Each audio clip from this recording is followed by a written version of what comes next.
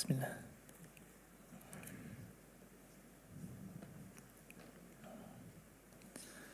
Bismillahi wa salatu wa salamu ala rasulillahi wa ala alihi wa sahbihi wa man wala amma ba'd.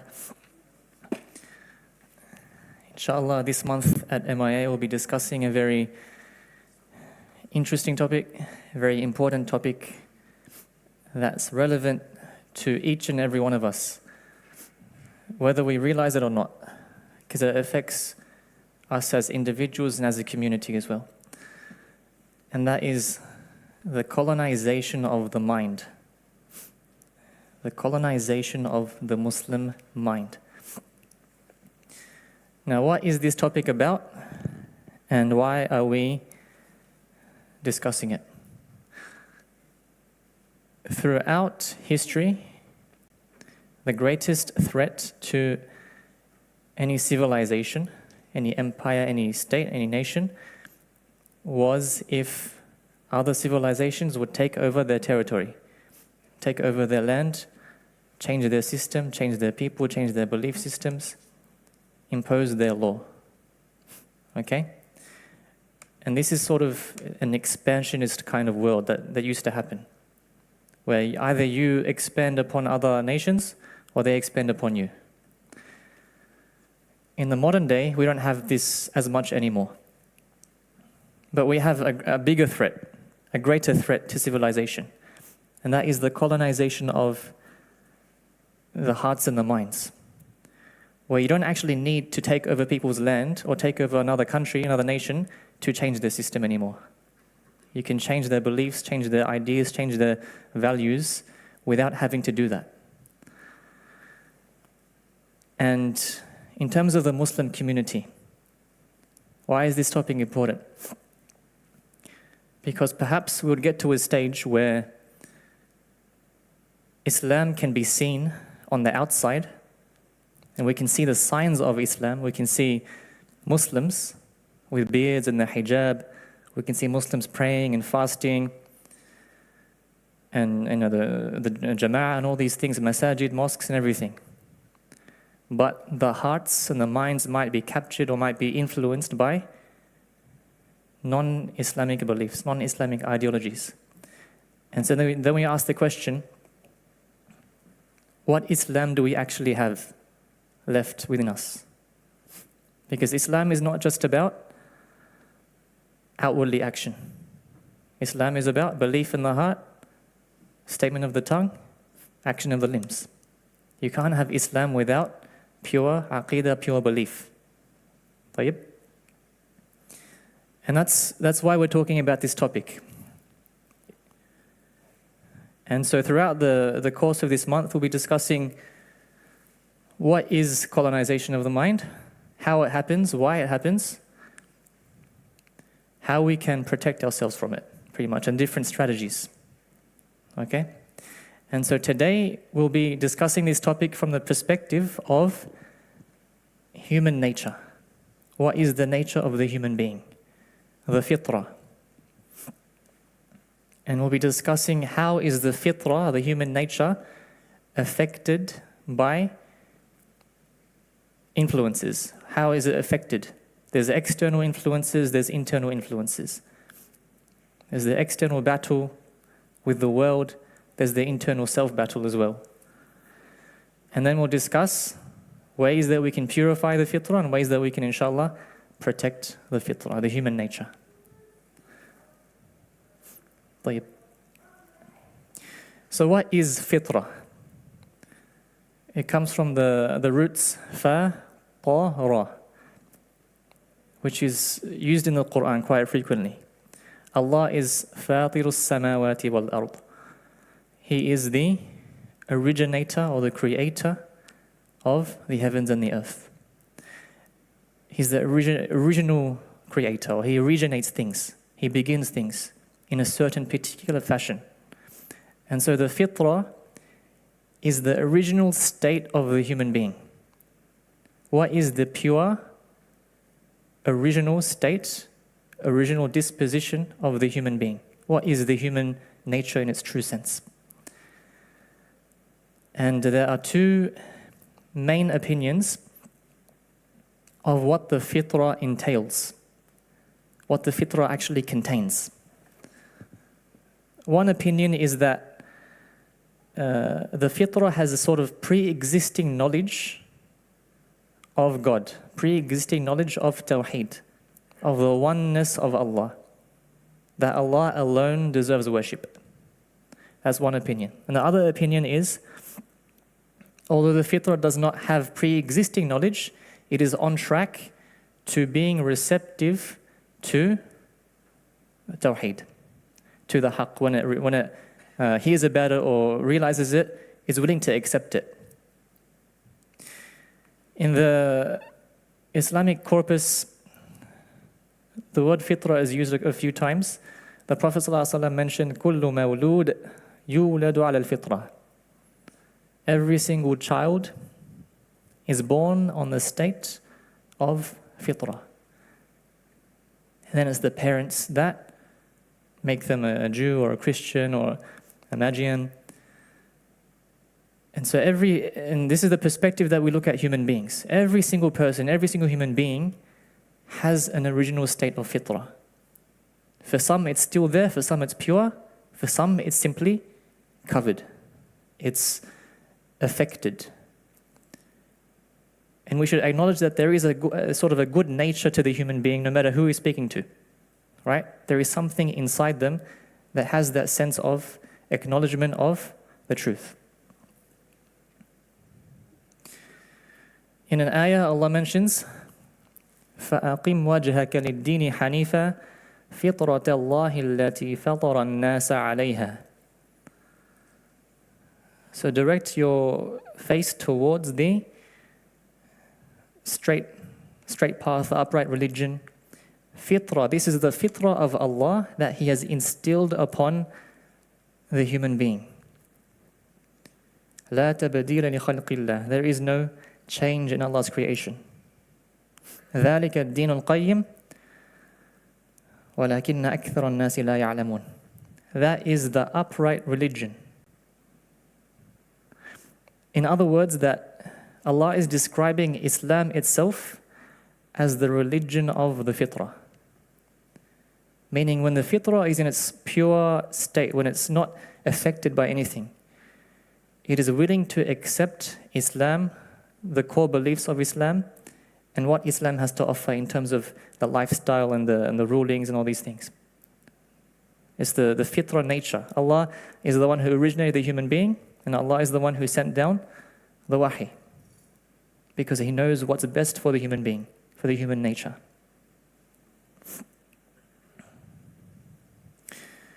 طيب. What affects and influences and clouds the fitrah? And this is going to be the bulk of the topic today. There are two main ways that the fitrah is affected. One is the external influence, the external battles, the social world, socialization, how the world around you has a subtle effect of your inner self. And the second type is the internal, how you yourself can be affecting your fitrah. And we'll start with the externals, the socialization. Wallahu a'lam, there are many ways that we get socialized. There are many influences from the outside world that we have towards ourselves. But there are four main ones that we'll discuss. The first one, the first social influence on the fitrah is family. Very simple. It's the hadith of the Prophet. Ya kullu mawlud yulad al-fitrah. And the parents, Yahwidani, Nasirani, Majisani, it's the parents that have a direct influence on the state of the fitrah. They can either purify it, they can either let it be, nurture it, or they can change it. Based on their beliefs, based on what they apply, based on what they instill on their children. And we'll be discussing this in one of the next few topics, inshallah, raising the children. The second social influence is friends, peers, associates, people that you associate with. You are the average of the 5 people that you hang out with the most, that you are around the most. Okay, and again, this is clear from observation. This is clear from the Islamic knowledge as well. Like the friends that you associate with have an impact on who you're going to be, in the state of yourself, your state of being. Now, these two influences have always existed from the start of time. People have family, people have people, or other social people they hang around. They have friends. Yeah. In addition to these two, there are a couple major social influences in our modern day, in our day and time today, that did not exist throughout history. And one of them is mass media, entertainment, the whole industry of entertainment, TV shows, movies, Netflix, social media, YouTube, TikTok, all these things. You have YouTube influencers now, yeah? And the fourth thing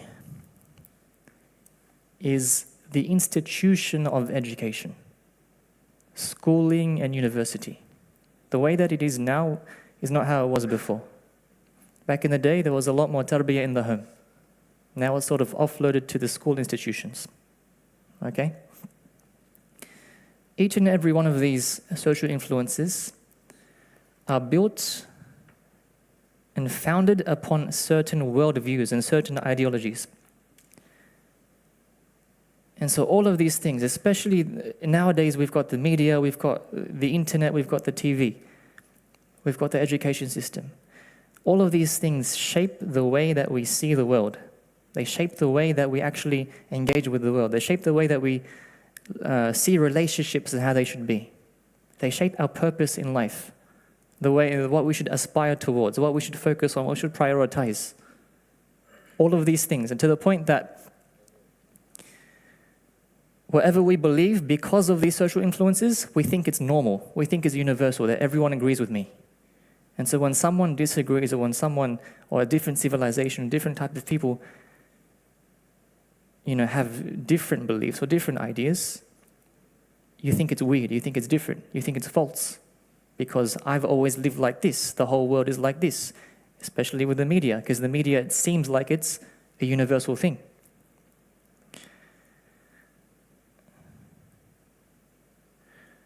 And so these influences, they subconsciously change our state of being and our worldview. What are the belief systems that these are built upon? There's a few different ideologies, few different beliefs, but we'll touch upon three today, inshallah. And the first one is something called naturalism. The belief that the physical world is all that there is. This world that we see, that with our own eyes, this dunya, is the only thing in existence.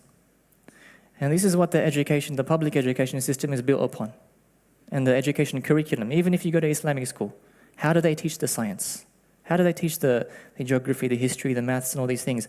They teach it from the perspective that it's all natural, it's all scientific, it's all from what we can see and observe.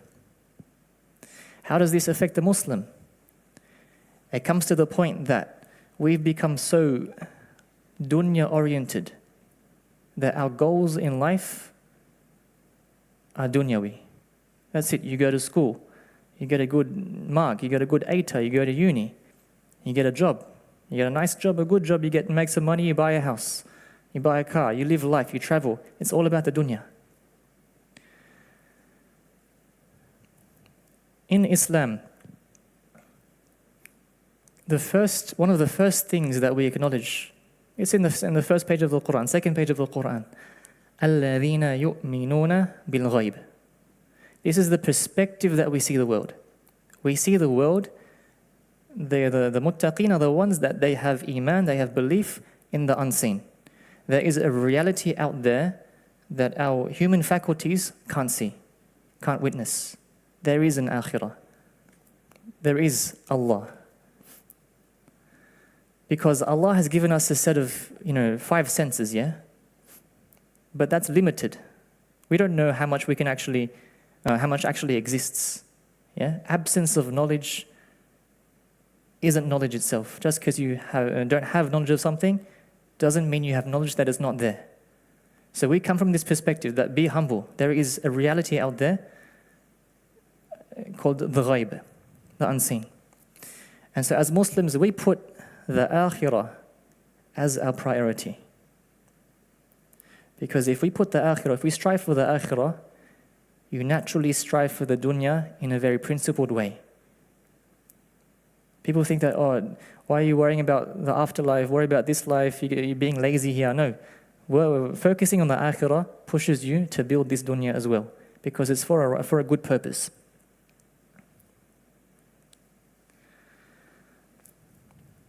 That's the first sort of belief system that's underlying these social influences.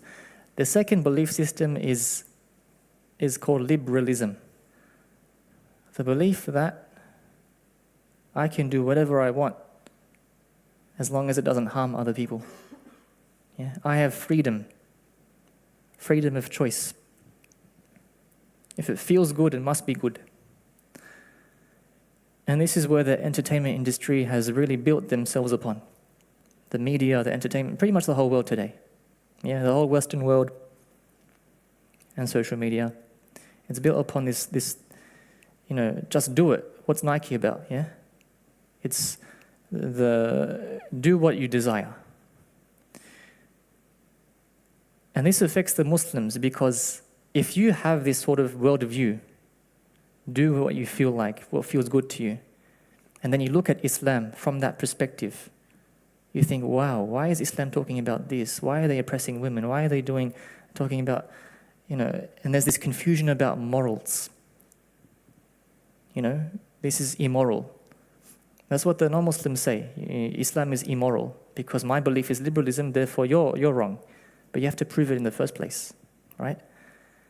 To the point that even sometimes the way that we see religion, has elements of liberalism. I'll give you an example. Hijab is my choice. I choose to wear the hijab. And this is, it's a choice. Just like praying is a choice.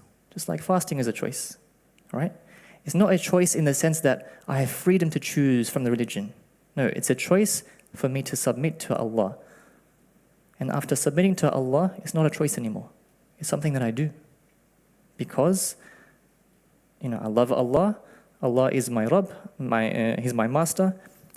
And this is the Islamic stance that if you actually want true freedom in life, you liberate yourself from worshipping your own self. Don't worship yourself and your desires. Don't worship other people. Liberate yourself by worshipping Allah alone. Allah is Al-Hakim. Allah is Al-Alim. He has the wisdom, He has the knowledge of what is actually good for you, what is actually the best, morals for you.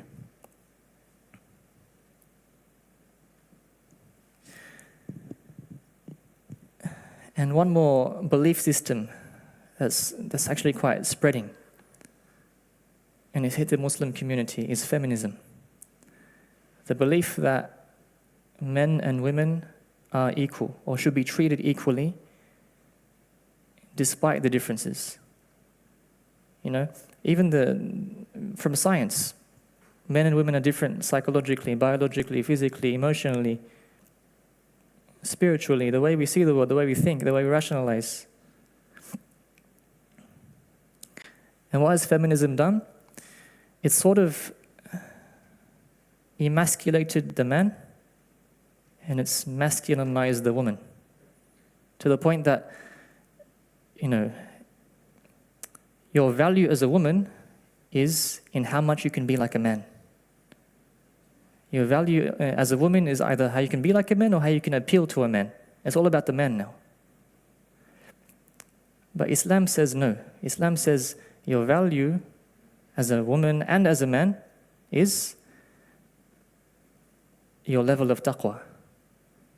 How much you actually nurture the fitrah, the nature inside of you that Allah has given you and gifted you with. Right?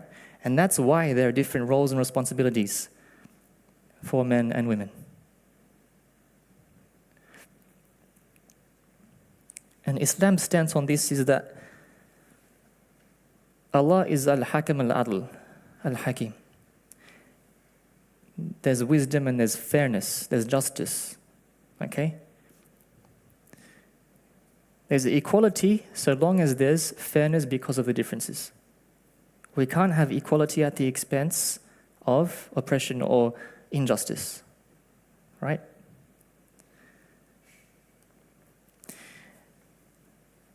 Now, we've mentioned three sort of belief systems, three ideologies, and they all have something in common. And I want you to listen carefully on this. يَتَّبِعُونَ إِلَّا الظَّنَّ. It's based on dhann, it's based on assumption, theory. This feels good, let's try it, let's see if it works. Let's tweak it over time, yeah? This sounds nice. Equality, it sounds nice, yeah? Freedom, who doesn't want freedom? It's sort of formulated in this package that it sounds nice, and it's sort of a theory. It starts from trying and testing. And it feels good to the nafs. The beauty of Islam is that it's not based on assumption or guesswork, okay? Allah already has the complete picture, the complete knowledge. He knows what your belief and what your actions and the consequences it has from a complete perspective.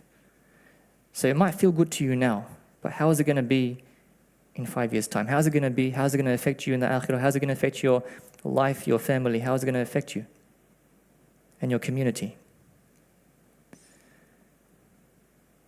عسى أن تكرهوا شيئا وهو خير لكم وعسى أن تحبوا شيئا وهو شر لكم. You might hate something, it might be displeasing to you, but it's actually good for you. And you might like something, you might love something, it might feel good to you, but it's actually bad for you. Why? وَاللَّهُ يَعْلَمُ وَأَنْتُمْ لَا تَعْلَمُونَ. Because Allah knows, Allah has the full picture.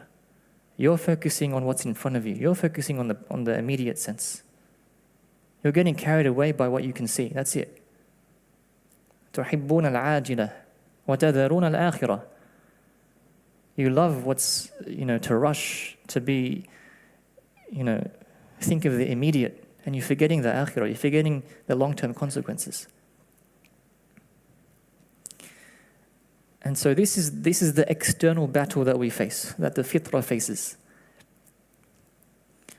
All these different social influences have and are not free from ideology, not free from beliefs. They can't say there's neutral education. There's no such thing as neutral education or neutral entertainment. Everything is built upon a certain belief system. And that's how we're affected, because we take it in, we consume it without thinking about it. It's one thing to know about it, it's one thing to be aware. It's another thing to not even know about how we're being influenced subconsciously. So that was the external side of things. Let's talk about the internal. The internal battle of the fitrah, the internal influences of the fitrah. How, as individuals, do people deny or cloud their own fitrah? And this is when the heart is in a state of denial. And in Arabic, we can call this denial, rejection. It's called kufr. Kufr, like disbelief, pretty much. And how have people, or what are the different types of kufr? What are the different types of denial we're going to speak about, inshallah? And this is something from, I believe, Ibn al-Qayyim, rahimahullah. He categorized this into 5 different types. The first type of denial is kufr at-takdhib. When you see something true right in front of your eyes, but you actually believe that it's false. 2 + 2 = 4, it doesn't actually make sense to me. And this wasn't a common type of disbelief. This is very rare. There wouldn't be people that would see a messenger, a true messenger, a prophet, alayhi wassalam, and actively disbelieve in them or believe that they're actually false. Right? This is a rare thing. The next few things are a bit more common. Number 2 is istikbar. Refusal, denial, despite knowing that it's true. Refusing something out of pride and arrogance. I believe it makes sense to me, but I can't give up my status. I can't give up what I've built. I can't give up my wealth. I can't give up my customs, my traditions, my family, my lifestyle. Yes, it makes sense to me, but I just can't do it because this means more to me than the truth. This was the most common form of kufr, most common form of denial in the time of the Prophet ﷺ, to the point that Abu Talib, the uncle of the Prophet ﷺ, he would protect him. He would, protect him from the insults of the Quraysh. Yet he would still deny the message. Why? He can't give up the tradition. He can't give up his people. No.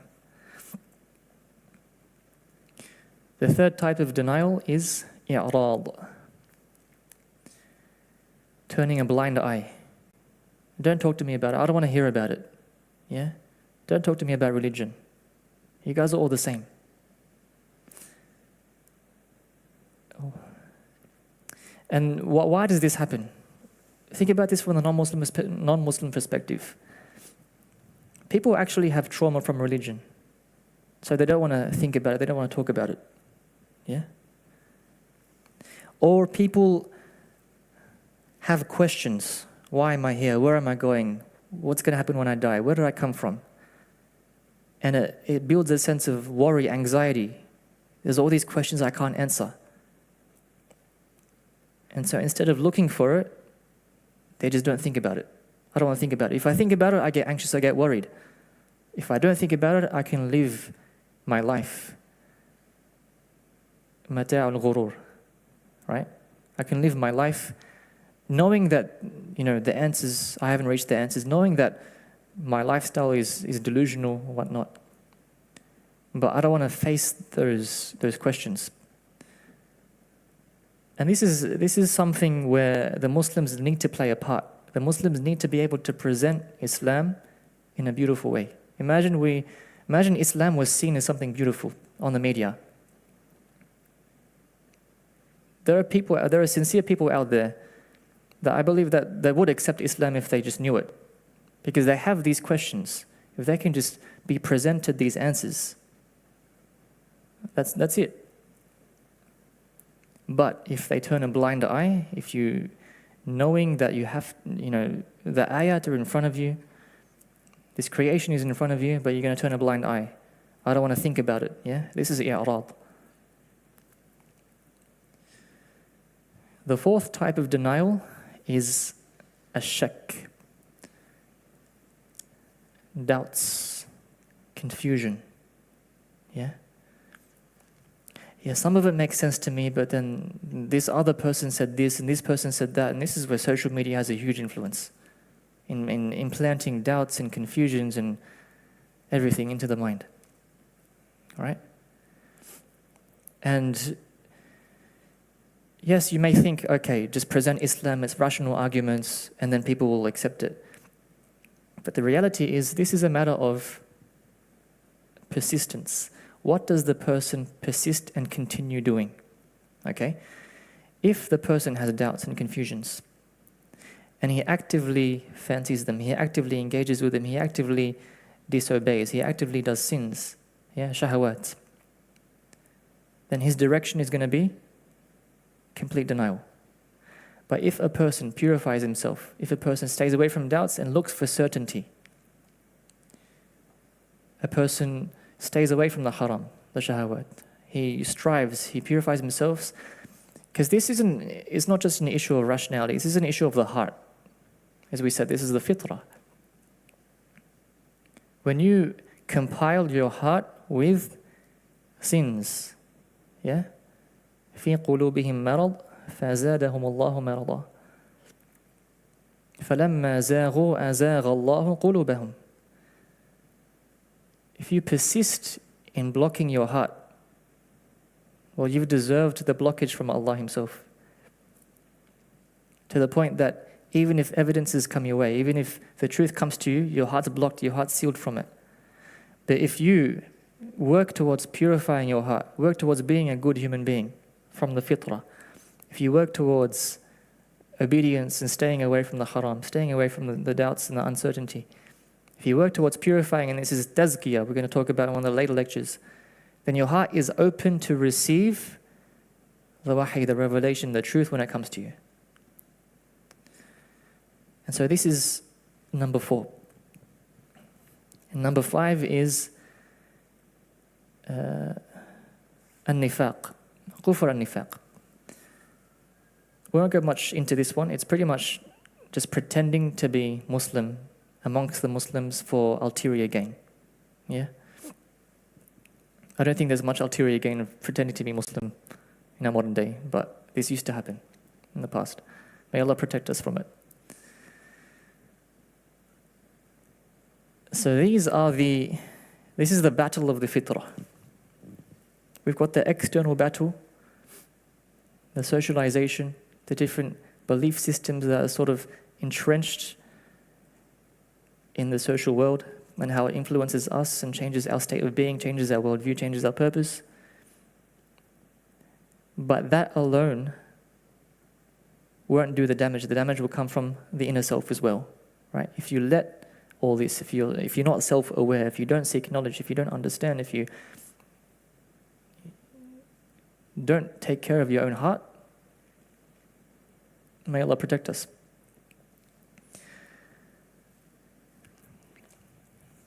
On a brighter note, what unclouds the fitrah? So we've spoken about what clouds the fitrah, what covers the fitrah, what changes the fitrah. We can discuss what unclouds it, what protects it or purifies it. Yeah? And there's many different ways. Okay? Rational arguments. This is intellectual. But for some people, they have that pure heart, they have that pure understanding. All they need is prove to me Islam is true, give me some arguments, and it works for them. The fitrah is still intact. Okay? And the rational arguments push them over the edge. Critical thinking, looking throughout the world, looking at the world, yeah? Inna fi khalqis samawati wal ard wa ikhtilafil layli wan nahar, yeah? Look at the kawn, look at the universe, look how the night and the day alternate, look at the stars, look at everything, look at what's in front of you. Think about where this actually came from. Ma khalaqta hadha batila. You think this was created purposelessly, without any purpose, without any direction? This order, this sort of beauty, right? And critical thinking, I want to add is, if you dive deep into the foundations of different ideologies, different belief systems, as we said, it only comes down to assumptions and guesses. What's the actual essence? What's the actual proof that liberalism is true? What's the proof that feminism is true? What's the proof that naturalism is true? You can't prove these things. Yeah? It's sort of just assumptions, and philosophers in a couple of centuries ago that sort of built these ideas and spread it across the world. Yeah? But if you go back to foundations, first principles, they crumble. Atheism. Why am I here? Where am I going? Where do I come from? What's my purpose? What is morals? It has no answers. Yeah? That's critical thinking. Actually think about what you believe in. Revelation, spirituality, character, experience. Again, these are a few things. Revelation, again, as we spoke about, the wahy, the revelation, is a form of purification for the heart. If you, persist in obedience and good work and tazkiyah, the revelation will be, will penetrate the heart. Spirituality, the way that we pray, right? Building that dua, that connection with Allah, that can uncloud the fitrah. For some people, we've heard this so many times. I don't believe in religion, but I believe there's a higher power. Yeah? I believe there's something out there. Okay? So people have this sort of fitrah within them. And when times get tough, when life gets distressing, who do they turn to? Oh God, if you are there, please help me. The spirituality is actually a form of nurturing the fitrah. Character. Sometimes it's as simple as having a coffee with someone. They see that you're a Muslim. They have this sort of preconceived idea of what you're going to be. Or you're going to attack me with a sword or something. But then you just give them a smile. You say, how you going? You have a conversation. Okay, Muslims are actually nice people. Yeah? Contrary to popular belief. Experience. The experiences someone have, specifically trauma and difficulties in life. And this is where the problem of evil comes in. Yeah? If God is good, why is there evil in the world? And this is a very, shouldn't say, Christian way of thinking, that God is merciful, God is love, God is pure, yeah? We don't believe that God is one attribute. We believe in all of Allah's names and attributes. We believe Allah is Al-Hakim, Al-Alim. Allah is wise in the way that He's good, Al-Bar. So give your trauma a different meaning. Maybe it's painful, maybe it looks painful for a good cause. When you see a child that goes to the doctor or the dentist, they're going to be crying their heart out. They don't want to be there. They think it's evil. They think it's pure evil. You're giving me this vaccine, you're giving me this filling, you're taking a tooth out. But they don't see the full picture. They don't see that there's a wisdom behind this. Yeah? The parents know better. The doctor knows better. He's trying to actually protect you from a greater harm. So experience is just how you give your experiences. What meaning do you give them?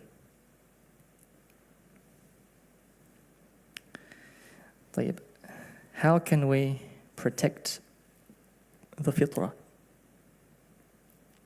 We've sort of mentioned a few things already. And the next 3 or 4 weeks is going to be different strategies of how we can protect the fitrah. But I want to touch on sort of on a community level, yeah? On a social level, how we can protect the fitrah. Where did the Sahaba learn their religion? Where did the Sahaba engage in their tazkiyah, in their purification? Where did the Sahaba meet each other, network with each other, learn from each other, seek each other's skills? Where did the Sahaba plan? Where did the Sahaba think about ideas, yeah? And engage with each other? Where did the Sahaba have that brotherhood, that association? It all started from, tell me, the masjid.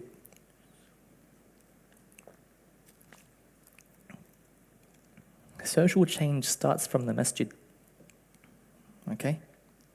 Where else can you find a place that's free from fitna, free from ideology, free from, beside the masjid? The masjid is the place. As Allah describes, this is where the real men are. Yeah? Rijal, fi buyut. The masjid is the place where we network with each other and learn from each other's skills. The masjid is the place where we can protect ourselves and purify our nafs, purify our hearts from whatever we've been exposed to throughout the day. This is why the masjid is actually an obligation. The jama'ah is an obligation. This is where it all starts. And through this way, imagine the whole Muslim community would attend the masjid regularly. How much synergistic impact would we have? One man can do one thing, but imagine 3, 4, 5 men with those same strong minds, planning with each other, discussing, networking, brotherhood, tazkiyah, praying, salah, connecting with their Lord. Imagine the impact we could have. We could build private institutions. We could build private hospitals, yeah, law firms. We could build private or like halal entertainment, halal industry, halal media, or Islamic media, Islamic education. And not Islamic education like Islamic schools with Western education. Pure Islamic education. Building curriculums. Curriculae. What's the plural? And in this way, we can present the diamonds of Islam in sort of a pure way.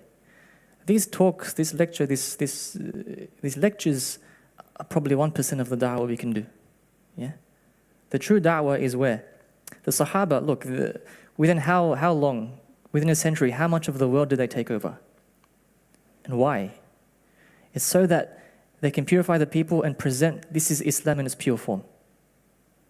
Yeah? But if you're sort of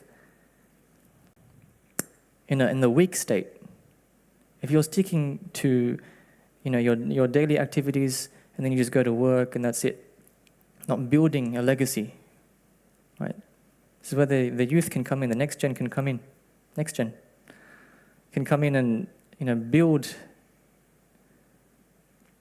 the Islamic corpus, the Islamic lifestyle from the Islamic worldview. طيب. We'll end there, inshallah. سبحانك اللهم وبحمدك أشهد أن لا إله إلا أنت أستغفرك وأتوب إليك.